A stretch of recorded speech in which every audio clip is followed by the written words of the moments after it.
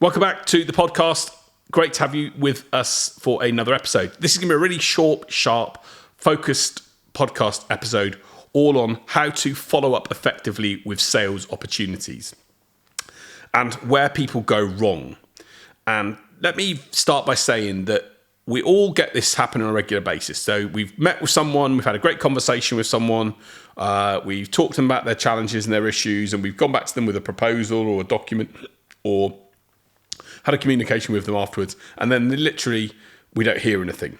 And we think, oh, well, it's a bit strange. They were due to come back to me, and things go slightly wrong. And we don't hear back from them. So we think, well, what's going on here? What's the matter? And we then follow up with them. And typically, the follow-up goes like this. Hi, John. Just following up on our proposal from last week, just to see how you're doing and whether you've made a decision to go forward or not. And you may get a follow-up maybe a couple of weeks later that says, hi, John, haven't heard back from you in 2 weeks' time. Where are you at with your proposal? What are you doing in this time, and can we move forward? So here's what's wrong with those follow-ups in those proposals, and here's how to avoid doing this. The thing that's wrong with those follow-ups is one big fat reason. It's all about you, not about the buyer. The buyer actually, when they make a decision, only cares about them. Yes, you can help them solve their problem or challenge or get them where they want to be, but ultimately they are not buying your service because they're trying to help you out. Very few people are that kind that they want to just literally buy something to help someone else out. What the buyer is doing is they're buying your solution, your product or your service, because you are going to solve a big problem in their world. Or they believe you can solve a problem in their world. They have this problem or this issue or thing they want to achieve, and they want to get it resolved, and they think you can do that. So they are buying selfishly. We buy, as human beings, incredibly selfishly. It's about what's right for us. And even if we buy, a nice shirt, a nice watch, a nice pair of shoes, we're buying for how it makes us look. Well, even though people might say, you buy them because you want to have a brand on them. Yes, because they want to look good to someone else or to other people, or they're buying a solution because they want it to work for them. And the problem with follow-ups, when the follow-up is all about have you made a decision, all you're doing is you're signaling to the other person, I'm only interested in what's right for me. I want to know what's going on, and can you tell me what you're going to make a decision so I can get what I want in place? So basically the follow-up is selfish on your side. And the buyer looks at it and goes, oh, I don't care whether you want me to make a decision right now or not. I'm going to make a decision when it's right for me, when it's right time, when it feels like it's the good place for me, when I've got the money in place, whatever. They're not doing it just because you follow up with that. Now, does that mean you shouldn't be persistent? No.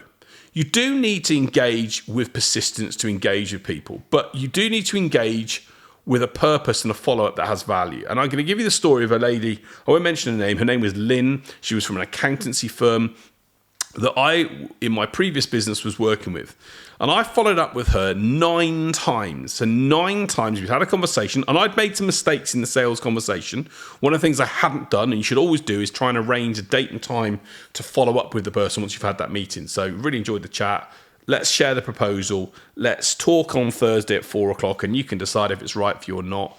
If you want some time to think about it, great, no worries at all. Let's follow up a date and time on the following Friday at 2:00. Always get a date in the diary, a confirmed action to make things happen, and that's going to help. But in the case with Lynn, I hadn't done that. But I'd read somewhere, and I can't remember which book I'd read or where I did it, and I'd followed up previously with sort of, oh, do you want to buy, are you going to go forward with the software? I sold software. Are you going to go forward with the software? Are you going to go forward with the software? And most of the time, it's about me. And what I did is I'd identified that lady had a challenge. We sold CRM software. She'd had a challenge where there were 6 people in her team. She wasn't sure about how her team were performing. She had concerns as to information being left in notebooks. There was lots of different things that she had. And I'd written down these 7 or 8 different issues that she talked to me about in the conversation. So instead of actually following up with a message of, do you want to buy my software? Is now the right time to buy the software? Are you going to buy our software right now? Which is all selfishly about me. I focused on, hey, Lynn, appreciate you're busy. When we talked, you mentioned that your team, you're worried that your team don't update the CRM. Here's a little guide we shared about how to get teams updating CRMs. Could be helpful for you if whatever solution you choose to use. And then I sent her a follow-up to say, hi, Lynn, when we spoke the time before, you mentioned around how sales teams don't like technology. I shared a resource here. It was a link to a website on how you might share that with your team. So what I did is every time I followed up with value. So I followed up with insights and information that was useful to Lynn and not necessarily what was right for me personally. And on the 9th time, she came back and said, thank you so much, James, for your patience and understanding. I really appreciate you sharing the insights that you have with me. I think we're ready to go forward now. And she bought our software. So the message for you is this. If you follow up on a regular basis with what's right for you and read your emails, read your communications, if your communications all say, are you in a position to go forward? Have you decided to go forward? Are you wanting to buy that solution? Focused on what you want, the chances are that you're going to get no reaction at all, or you're going to get people thinking that you're only selfishly focused on what you want. If you do focus up with an element of, you told me about this issue and I want to help you solve the problem, or you mentioned this issue or something you're trying to achieve and I want to give you some insights to help you go and achieve that. Even if you don't buy from me, no worries, I want to help you. What that does is it gives value to the buyer, it gives value to the prospect, and it helps them think of you as being not this selfish, self-obsessed salesperson that's only interested in what you do, but it's going to help them think that you're actually truly interested in them and someone that want to help them, and it's going to give them a better sense of you as a person in their mind. So look, there's no guarantee this is a method of working. I'm not going to say you're going to use this, it's automatically going to change the way you do things, but all I will say is this. Your buyers don't care about you and what you do and what you want at your time frames. They don't care that your month-end targets are happening. They don't care that you're behind in your schedule, that you wanted to get that work done at certain stages. They care not for that. They only care for what impact it can have in their world and the difference it can make for them and how it's going to make something better in their position. So focus on that.